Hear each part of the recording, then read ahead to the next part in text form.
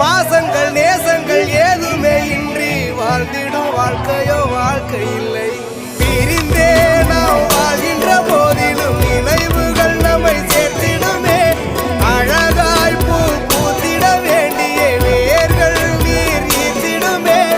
இன்னொரு பின்னும் அது கிடைத்தாலும் கூட இதுபோல் ஒரு சொந்தம் கிடைத்திட நாம்